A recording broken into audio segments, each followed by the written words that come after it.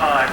I have a report from the nominating committee who has nominated the following individuals to be on the board of directors for the Historical Society to serve 3-year terms, and that's Bob Brinton Sr., Edith Carrington, and Timer Downs.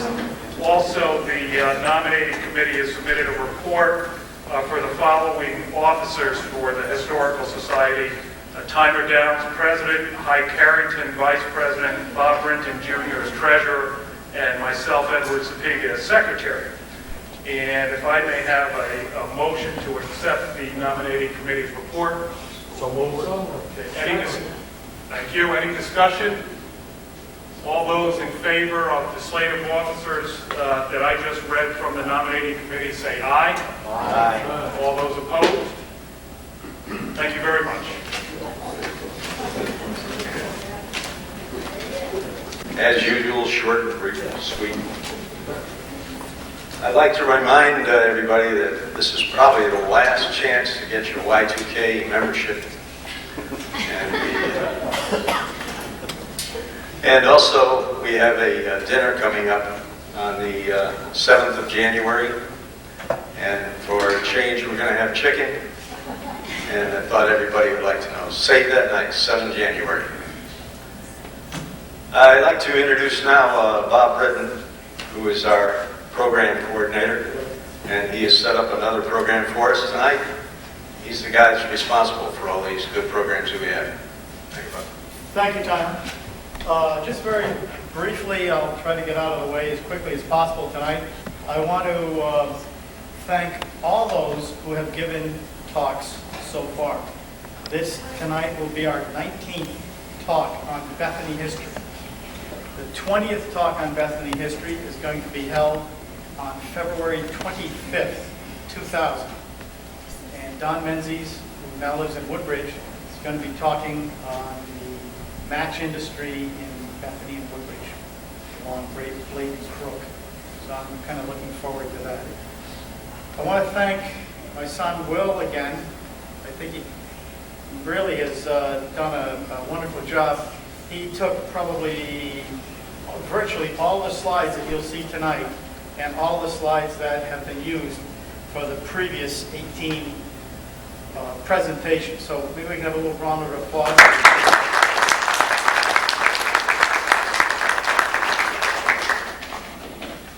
3,000 slides have you taken, Will? Something like that? Something like that. Wonderful job. Okay, enough said, except for I'd like to urge those of you who have not given a talk yet to consider maybe finding a little more information about a subject that's near and dear to you. We find that this is really what breathes life into these presentations. Get somebody who loves a subject, wants to find out more about it, wants to share it with us.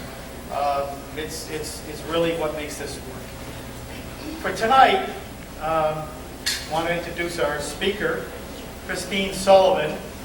And I've been warned by her not to give too much information. She wants to introduce herself. So without going any further, Christine Sullivan.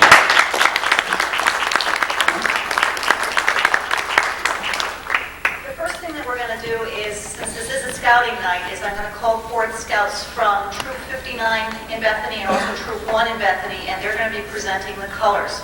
So I got to use my crib sheet because I don't usually do this part. If you would come forward, please, and post the colors. Would you all rise?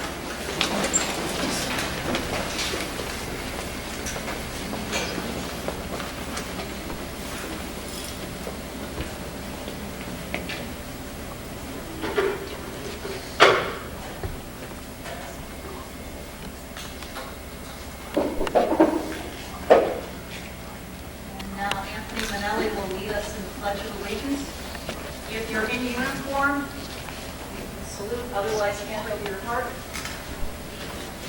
I pledge allegiance to the flag of the United States of America and to the republic for which it stands, one nation, under God, indivisible, with liberty and justice for all.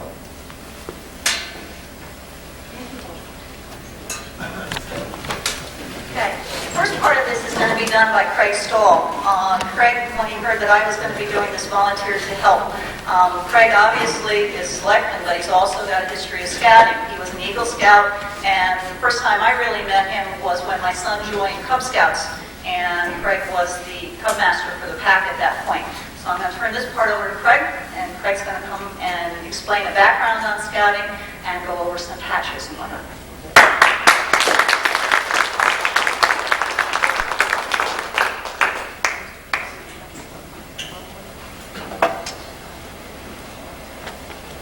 Just a few notes.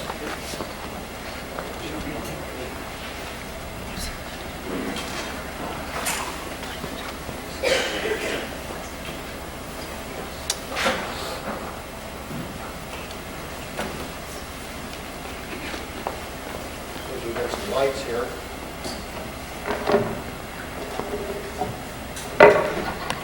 Can everyone hear me?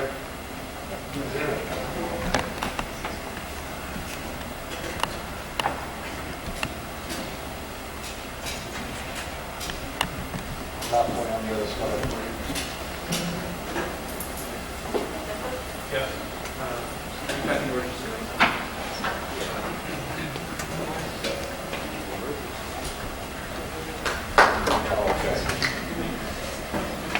The Boy Scout organization began with Lord Baden-Powell, and that's an illustration of Lord Baden-Powell from about 1900.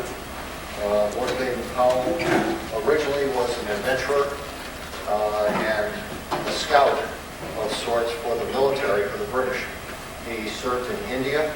He also served in the wars that Britain had around the turn of the century in South Africa. And through his experience with training men to be scouts, to go out and look for the enemy and bring back information, be able to move quickly throughout the jungles of South Africa as well as India, he created a training manual for the men to learn from. Thank you. He brought this manual back to England, where it was printed, and it became a great reading source for many of the young boys of England at the time, to the point where he actually had to take a version of it and remove all the military mentions and make it a handbook for boys. With that, in about 1907, he took 20 boys to a camp on Brownsea Island, and that was the first scout camporee. At that camporee, they basically learned from the handbook how to enjoy themselves as boys and as scouts, learning about nature and what was around them. About 1910, William Boyce, a publisher from Chicago, happened to be in London, and while he was getting ready to travel from his hotel, or getting back to his hotel after a meeting, he couldn't find his way in the London fog. He was greeted by a young man who brought him back to his hotel. And when he tried to tip the boy or tried to give him some money, the boy refused. And he refused because he was a scout and he was just doing his good turn. It so affected William Boyce that he managed to meet with Lord Baden-Powell through this organization, came back to the United States and started the Boy Scouts of America in 1910. From the 20 boys that originally started on Brownsea Island, the Boy Scouts today has millions of participants from just about every country in the world. And, oops, did I turn it up? No, you turned it up. Okay, that's good. That was the handbook. Excuse me, I'm not used to doing a slide presentation at the same time. And these were, so is that focused? The Scout Law and the Scout Promise were developed from that. Much of this in the United States after the first 3 years in England. And it grew throughout the world. And those are some examples of international scout patches as you see them today. That's some of the things that they do in scouting today. I have some samples of that up on the table, but it shows the camping and the swimming and the other activities that the boys participate in.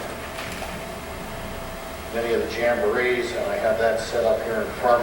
That's from the 1960 National Jamboree, where they had thousands of boys in one place for an annual or a national event. And those are several of the jamboree patches from the United States from 1935 up to 1964. And the Boy Scouts of America. These are some of the local patches from the Quinnipiac Council, from their camp, Camp Sequoia. The patch in the upper right is from the International Camporee that was started by Sam Bogan. And Sam Bogan got together with many other international scouts, and in '62 had over 60 countries, I believe, represented at Camp Sequoia. The patch on the left, you'll notice it just says International Patrol. That was a patch I received when I represented the Quinnipiac Council when I went to Switzerland in 1966. The patch in the center was from a camporee that was held in Camp Sequoia in 1963 while they were holding a World Jamboree in Greece that year. Scout Reservation is one of the junior leader training camps in New Jersey. It has since been closed, and the junior leader training, I believe, takes place at Beaumont Scout Ranch out in New Mexico. With that, I'm at the end of my slides. Just a brief introduction, and now it's Chris's turn.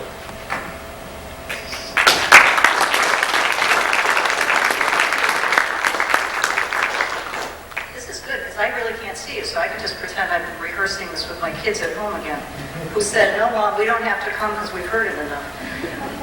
You're probably wondering why I'm up here, because this is the thing on Boy Scouting. It's not on Girl Scouting.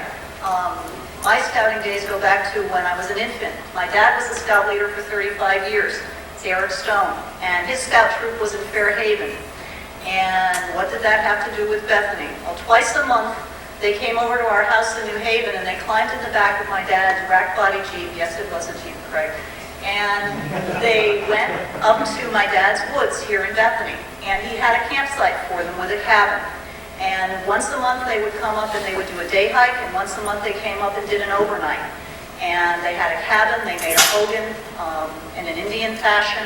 They would make towers, they did reflector ovens. When they did their 5-mile hikes, they would hike to church and back. And so that was the beginning of my experience in scouting. And being a tomboy, I was kind of jealous. I thought this was cool what these guys were doing. But then my mom was good, and she had me do Girl Scouts and Brownies.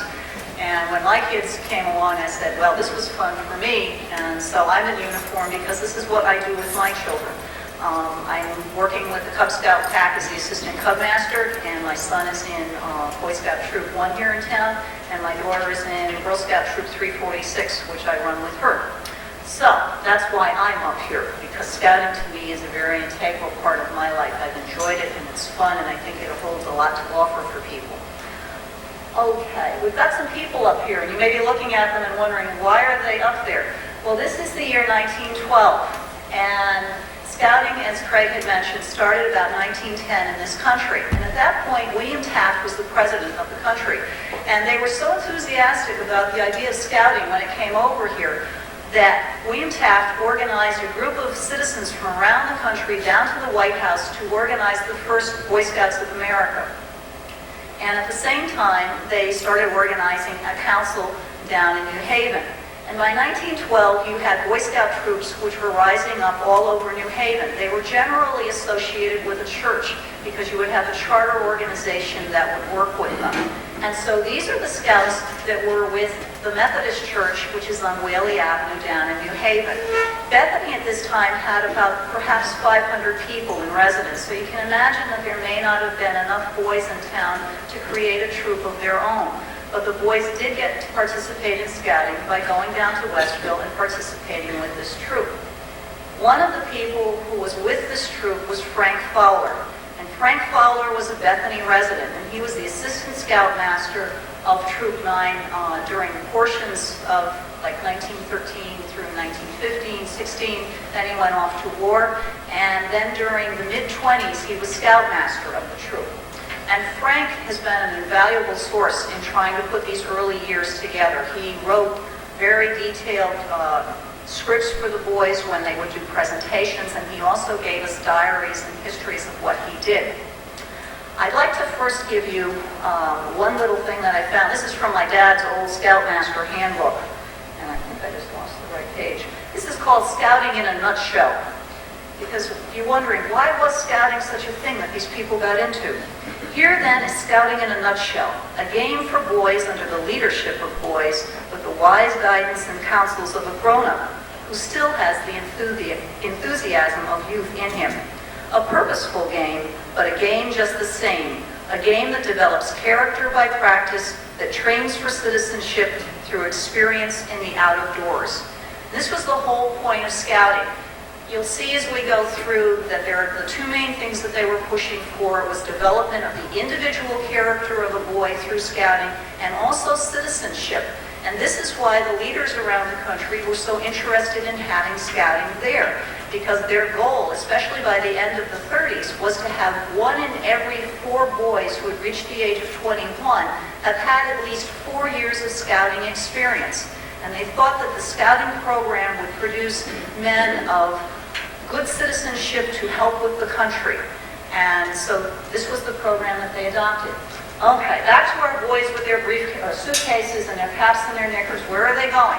They're going off to Brockett's Cottage, and they're leaving from the Methodist Church down on Whaley Avenue, and they're going to hike over West Rock and over to Mount Carmel, and they're going to camp there for 7 days. And Frank leaves us, or has left us, if I can find it, a diary. And I'm going to read you just one excerpt from that. If I can do this the right way. Okay. As I'm passing through, these are the boys, perhaps not at this time, but the boys that were in the troop early on. This is from Sunday, August 11th, and he's referencing to the boys that are with him. And it says, Farnham, Hinman, and Rober got up at 6 a.m. and went after water. I woke up at 7 a.m. and sent Brockett and Messick for milk. We then started the fire, had scrambled eggs, cornflakes, coffee, bread, and butter for breakfast at 8:30 a.m. The boys still eat very well, trust me, when they go camping now. All pitched in, washed the dishes, cleaned things up, and at 9:30 went for the spring in the cave. We found the spring after a tramp of 2 miles, and shortly afterwards, Roberg and Brockett discovered the cave. We all went in it, each one with a candle, except Messick, who thought he should stay out and guard in case that no bears came after us. We then returned to camp at 12 noon. All pitched in, chopped wood, started the fire, boiled potatoes, boiled corn, cocoa, homemade bread, and homemade cake, had dinner at 2 p.m. All pitched in, washing dishes and cleaning things up. Farnham washed out a pair of trousers. Boys then sat down and wrote letters home. The arrival of Nelson Rawson was noted, and we were all glad to see him. At 3:30 p.m., all the boys except Hearns and Fowlers went down to Mount Carmel Center and returned by 5:45 p.m. At supper at 6:30, fried bacon, fried potatoes, coffee, bread, butter, and cake. All pitched in cleaning up, then got on our beds ready. At 8:30, the boys had a nightshirt dance out on the veranda, and by 9 o'clock, all were asleep. Here they are again. And it's just, the camaraderie that you see here is the same thing that you'll see with the boys now. It hasn't changed.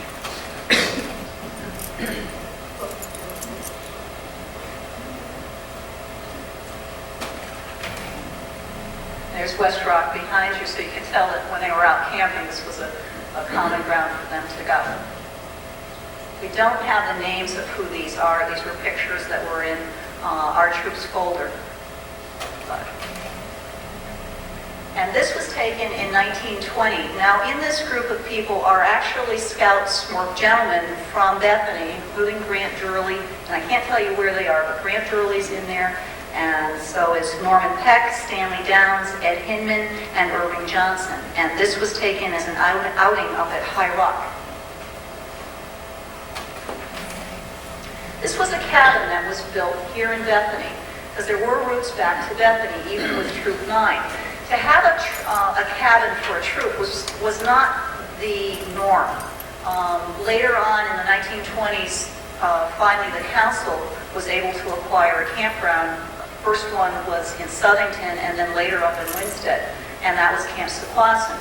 But this was a cabin that was erected, and it was helped by Ted Tuttle, and it was from 1916 to 1917.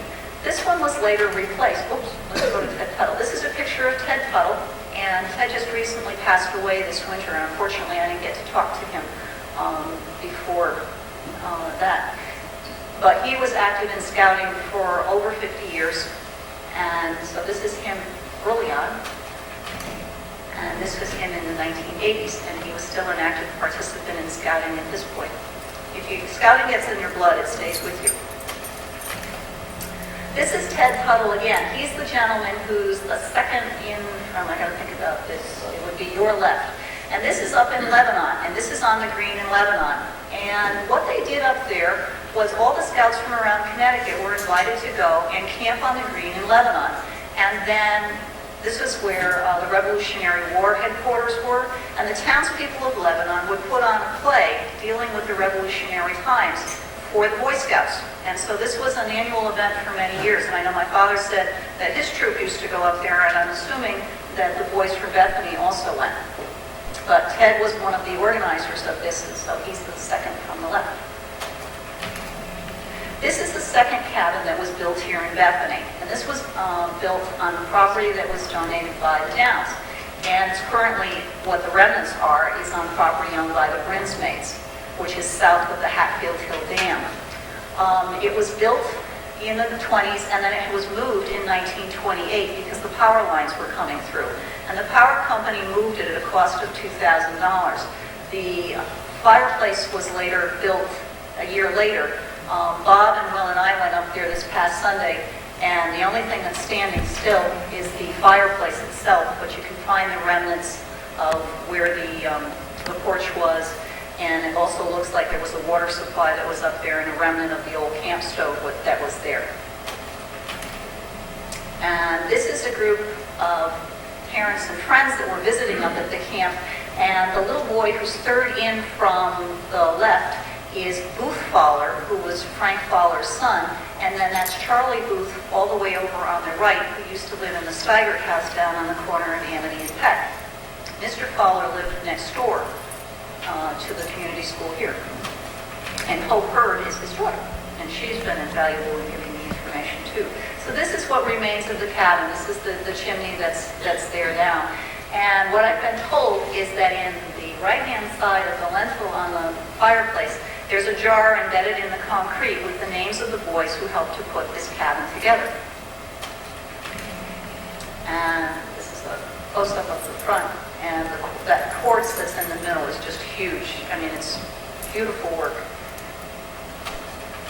Okay. As I said, the boys were going to camp down in the Methodist Church, but in 1932, we had our first troop being organized here in Bethany. And when a troop is organized, they normally have a charter organization that works with them. So this first troop that was being organized was organized by the Grange as its sponsor. And as you can see there, you had the troop committee being listed. And we find that, okay, here's Stanley Downs, who was one of the troop committee persons. And he was also there, if you remember, back on 1920 on a camp trip with the Boy Scouts. This is the official invitation to come, and you'll notice that they're referencing to a candle ceremony, but this is for a different charter that was being done in 1941. In the interim years, we find the history's a little bit sketchy, but there were at least 3 troops that existed between 32 and 41.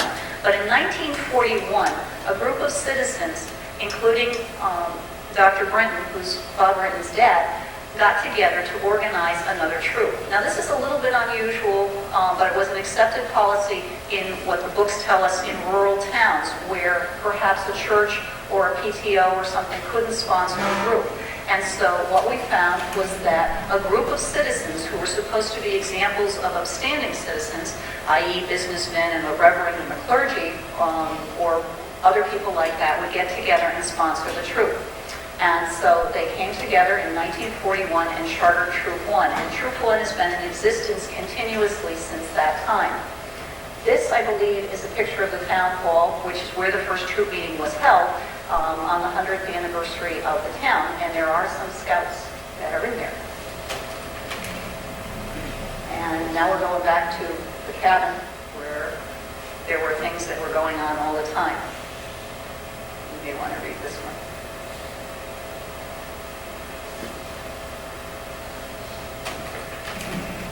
And there's the cabin again. It overlooks the stream that feeds out of Lake Bethany. And we paced it off. It seems to have been perhaps about 30 feet by 30 feet in the area. And this is a copy of the Silver Beaver Award that was issued to Frank Fowler. Now, Frank Fowler runs through the threads of Bethany Scouting all the way through.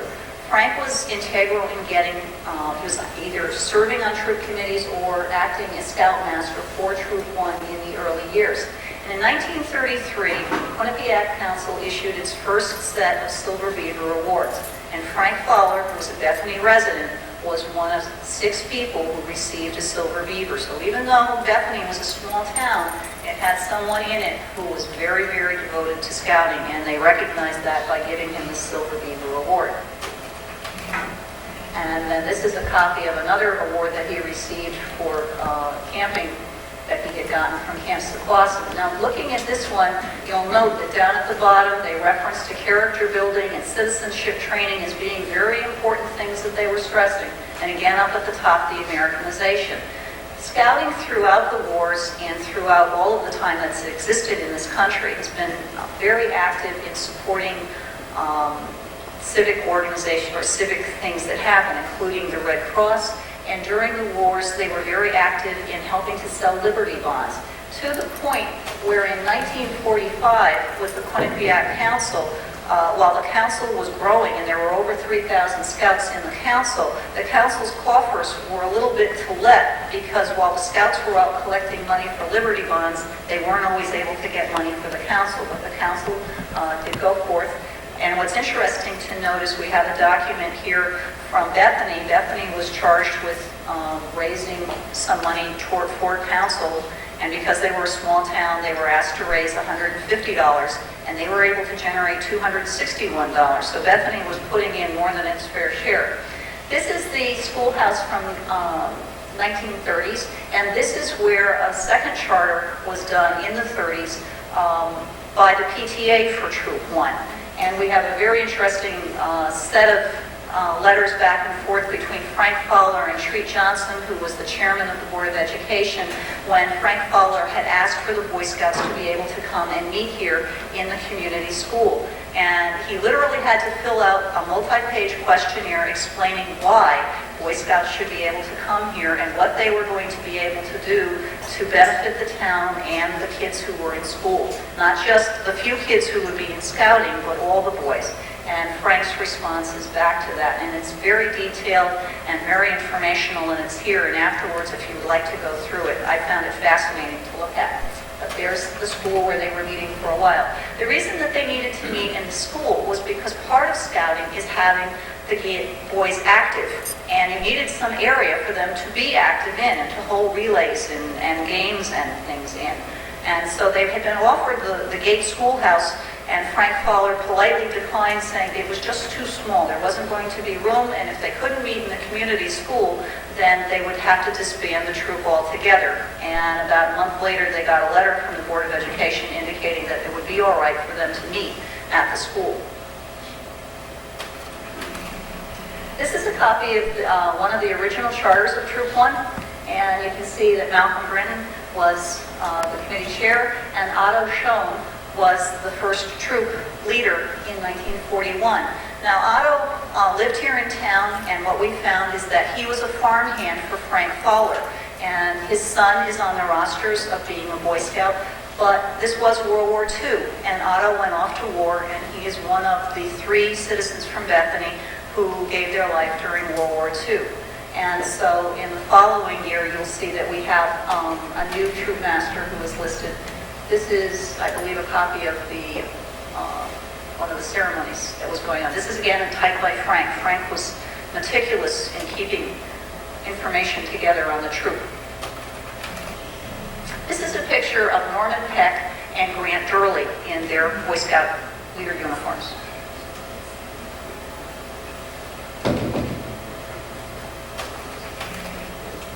And this is a copy of Malcolm Brenton's card. If you're a Boy Scout or a Girl Scout, you all get to carry your official cards, and this is his card as chairman.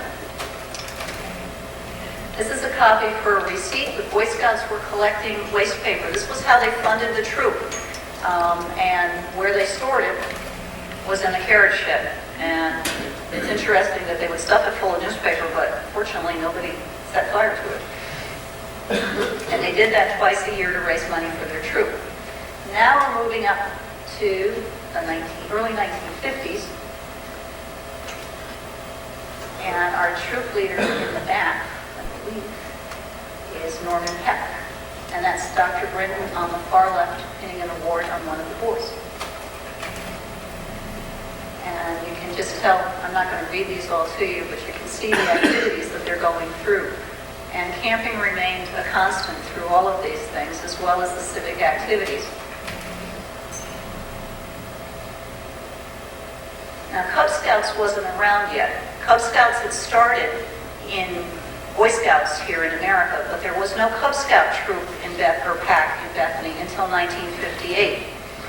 Boy Scouts until the 30s was only for boys who were 12 or older. And the reason that we find in some of the books for that was because it was thought that until you were 12, you didn't either have the endurance to do what scouting was going to ask you to do, or you didn't have the thought process yet to absorb all that citizenship that you were supposed to be learning through scouting. Later in the 30s, they dropped it so that you could have Cub Scouts, and Cub Scouts were allowed to be from 9 to 12. Boys who were 18 or older were able to join either the Explorers or the Sea Scouts. So they tried to keep the boys involved no matter what age, because the troops were run on what was a patrol system. While you had leaders who were there, it was up to the boys in their patrols and through their patrol leaders to do presentations and to come up with what the boys would do. The idea was to let the boys gain confidence through working with each other, but on individual skills. And they would perform honor guards at the Memorial Day services. At this point in time, the boys were also going around to the cemeteries in town and putting the flags on the graves of the veterans who were buried in the cemeteries here in town.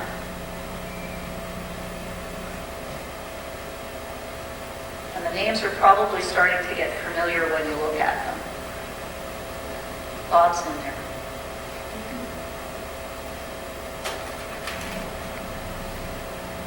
And Bob's second in from the left on the front.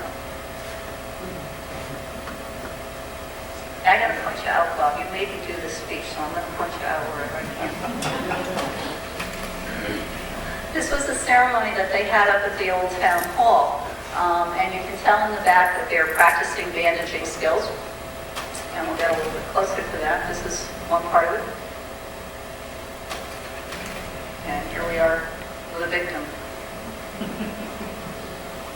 But this is in the town hall as it's been restored to now. You can tell with the woodwork on the walls that this is what you brought it back to be before it got modernized to what you took it out to be before you turned it back into the Historical Society. And when I was looking at this, I was looking at it and I said, I know where this is. This is the old town hall. I remember I was upstairs and that's what the wood looked like.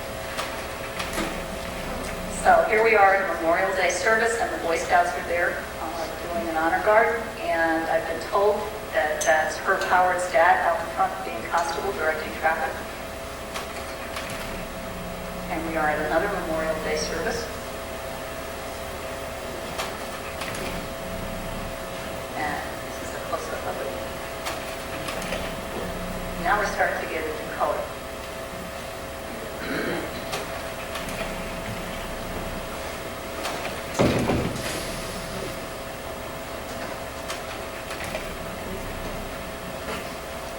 Now the Scout flags that you see here, the troop flags, which are up here, There's a little bit of an interesting story about the colors of the flags, because in anything, there's a lot of symbolism with scouting. And with a troop flag, you'll notice that there's three main colors. There's the green, there's the red, and there's the white. And this is a little story about the colors of that troop flag. Your troop flag, a symbol of new heritage on the American horizon. Look closely and observe. Half of the flag is a standard red, symbolizing the sacrifices of those who gave their lives, so that we scouts and scouters may grow to be good citizens of a free nation. The white represents purity of our organization. The scout speaks with a clean tongue, thinks with a clean mind, travels with a clean crowd, and embraces pure patriotism toward his country. The green on the flag represents the great out of doors where our program operates. The gold of the flag represents the richness of our organization, rich in brotherhood and friendliness to all humanity. This, fellow scouts, is your flag, what its components of colors represent. It should ever remind you that you have an organization which will perpetrate the greatest movement of boys on earth.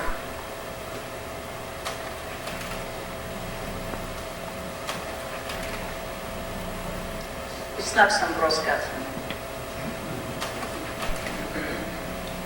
And then the Troop 1 had been chartered, as I said, in 1941 by a group of citizens. In 58, it became chartered by the Lions Club. And then in 65, it was rechartered again by the Episcopal Church, who is still to this day its current charter organization. So this is a picture of the Episcopal Church, obviously.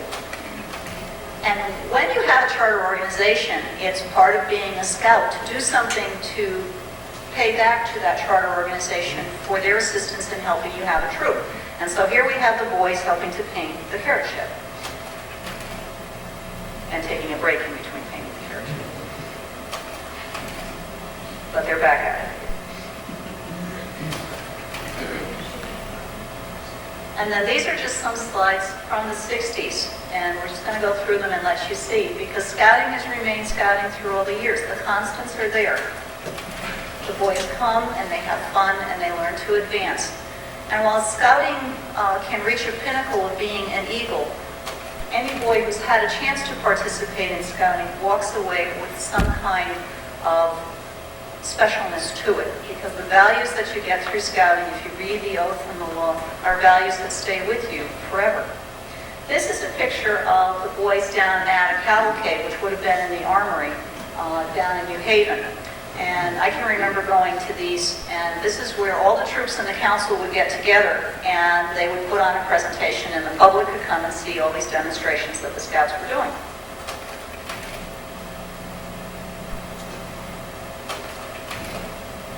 This is a great watermelon carving scene. We're not too sure why they're carving, but as you can tell, boys like to eat, so it goes hand in hand. This is at a campsite somewhere.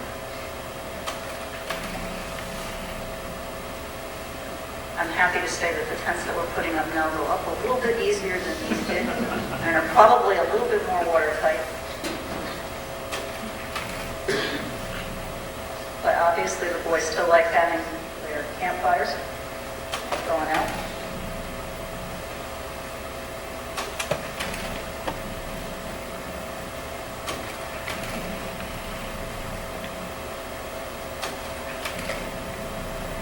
Here's one of the shots that we have at the beginning of the Cub Scouts. And obviously Cub Scouts feed up into Boy Scouts.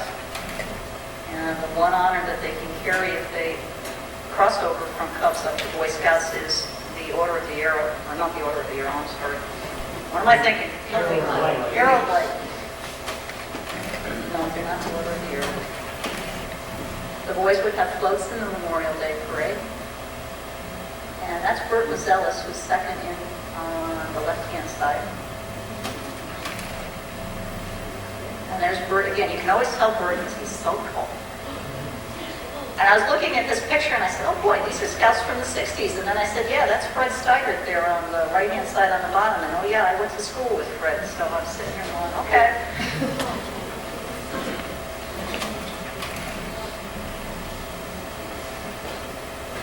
is again referencing to down at the armory. Here's Burton, and the only thing I can assume that they're doing with that sewing machine there is probably doing neckerchiefs or something to demonstrate.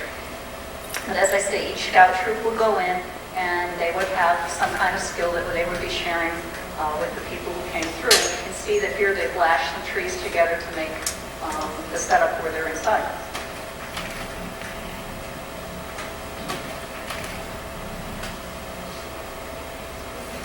Now, in 1968, we had a second troop that started here in town, and that was with the Congregational Church. And that was started with Rich Tracy. And at some points during the early portion of that troop, they had up to 5 patrols with, I believe, 6 boys in each patrol. And so now we have 2 troops in town. We have Troop 1 and Troop 59. And they've been going strong and are both here tonight. And so from here on in, you're going to see a mixture of pictures of the boys from both troops as they're currently doing things. And it doesn't change much. We've got color slides, but you can still see the enthusiasm of the boys in what they're doing. No, they didn't do this intentionally. This is up at Sequoia, and they have to swamp the boat to be able to right it back up again. At least I think it wasn't intentional. And here we go again. I'm not sure which hiking trip this was on. This was pre-me in the troop. I was probably on Cubs at this one. And this is the annual food drive, which I can now do a plug for because the boys will be out tomorrow collecting the food bags. And it's not the 30th, it's tomorrow. So if you can see your neighbors, you can remind them to put them out tomorrow. But this is from several years ago, and I got to sneak this one in because my son's in this picture. And we've got Craig here. This is a crossover ceremony. We used to do this up at the airport, and this is when a Cub Scout would cross over into scouting. It's a symbolic thing again, and he would be greeted by the troop on the other side that would be receiving him with usually a neckerchief for him to put on from that troop. So this is one of the crossover ceremonies that we had up at the old airport. And one tradition that we still have, that we used to have when we did this, was to have an ice cream social afterwards. But now we do it back here, and we built a little bit different bridge. That one got to be a little bit tired, so now we have a bridge that our current Cub Master, Al Manelli, made for us, which I also Shanghai and used for my Girl Scouts, I have to say. And then this is when the boys would cross over. They're receiving their new neckerchief, and there's Rich in the background. And this is what a typical Scout night is like. The boys work on merit badges, but then they also have fun and games because this is literally a time for the boys to get together and be boys and enjoy themselves and also learn at the same time. And obviously they go camping. And they still march in parades.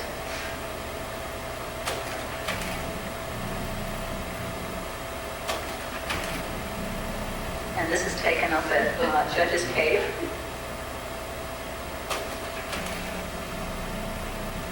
Yeah, I made it to the top, Mom. And this is a picture when some of the boys from Troop 1 went on part of the Appalachian Trail, and that's Frank and Steve Preston, the boys. And I know Frank lost a bunch of weight on that one. 15 pounds. 15 pounds, okay. I remember when he came back, he definitely looked different. And there's a lot of ceremony to scouting, and so here's Gene Sullivan with Troop 59 doing a presentation at one of their Court of Honors. Court of Honors are usually held, I guess we do it, 4 times a year, we try? And it's a very formal recognition of the achievements that the boys have made. And again, there's symbolism there, but it's part of what makes the boys understand that what they've achieved by earning their merit badges and their rank is something to be very proud of, no matter how far they go. If they get to be an eagle, that's wonderful, but no matter how far they go, whatever they've achieved is something that's special. Here we have Frank being chef. I tell you, these boys eat very well. Here we are back up at Sequoia again.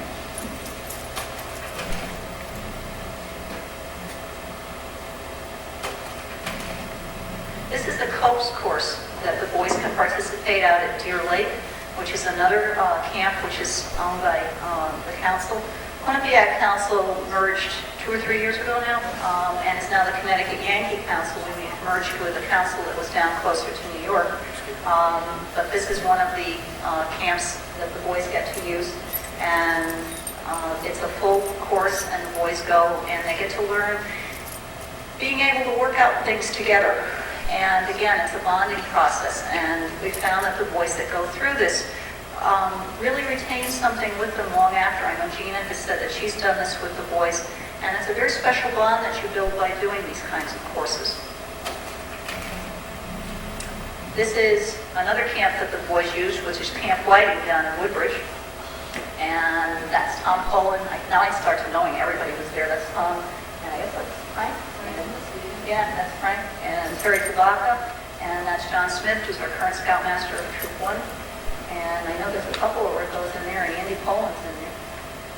But this is a cabin that Woodbridge Troop 63 had used, and it had been over off of Dillon Road. And there's a long story behind why it got moved, which I won't go into, but it got moved to its current site, which is opposite the Darling House off of Route 69. And this is probably up at Sequoia. Now, I don't know if he's studying for merit badge riding home. Yes, he was. This was at summer camp, and I actually caught him doing work for merit badges. It's amazing they were actually working on it. Usually I get letters from my son saying, Mom, send more cookies or something to that effect. And this is the most recent one that we have. These are boys from Troop 59 who are helping Craig plant the tree, which is out in front of the town hall. And so the boys maintain their activities within the town. If you came to the townwide picnic in September, you were served by scouts. As I say, the scouts were doing their food drive. For many years, they collected the recycling of newspapers. And so they remain very active in town because that's part of what they do. Now, we also have the Eagle. And the Eagle is the pinnacle of scouting if you stay with scouting. To do Eagle, you have to get 21 merit badges, specific ones, 11 specific ones, and the last thing that you do is a service project, which has to have over 200 hours worth of time put into it. And what this is doing with the boy who's doing it is demonstrating that they are showing leadership by leading the others that they work with. And this is a picture of Craig when he got his Eagle.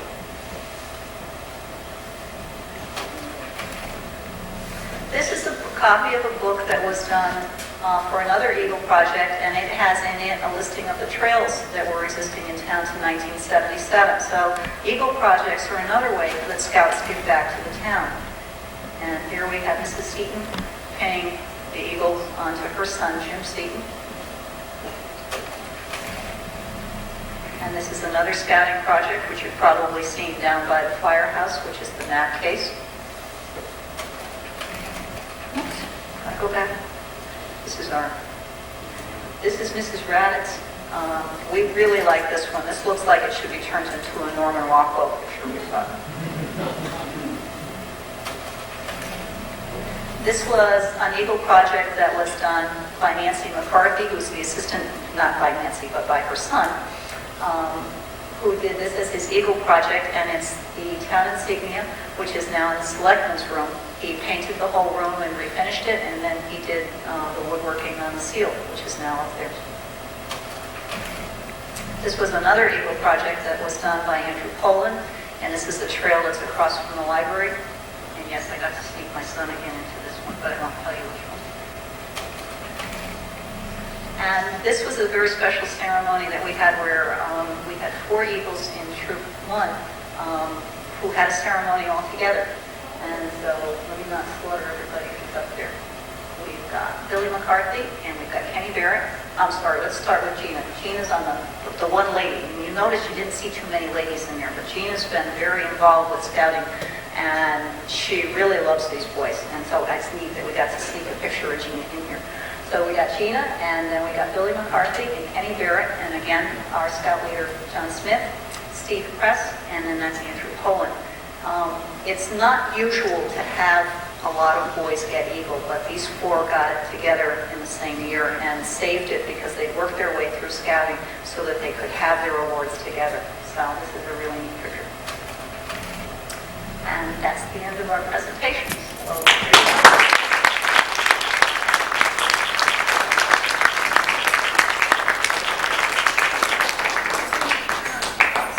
one thing I can't see. I just want to say something first. I'm Gina Bricko, Troop Committee Chairperson for Troop 1.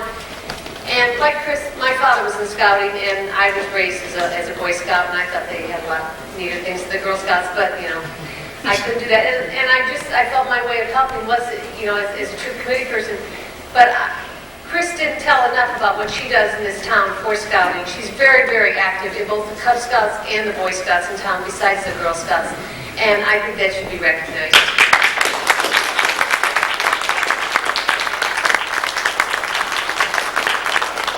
She's always there. I mean, I leave messages on her answering machine for her because I can never find her. And she's just a great asset to the town.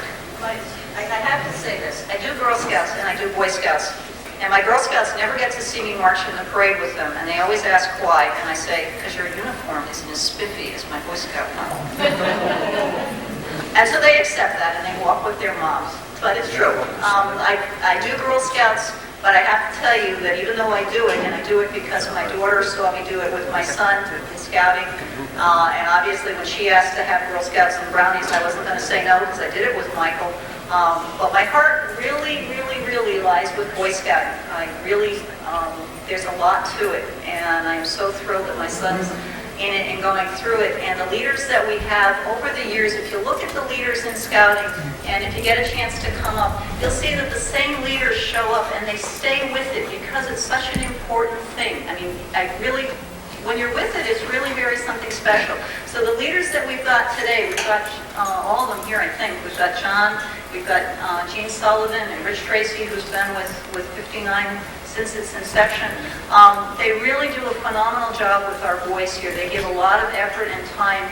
And we've got Al Manelli, who's floating around here somewhere. And Al's our Cub Master for the pack here in town.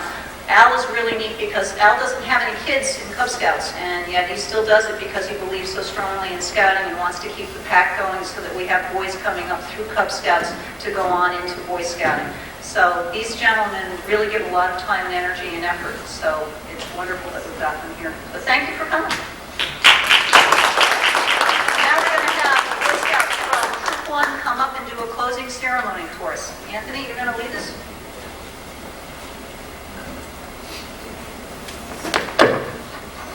Color guard, advance.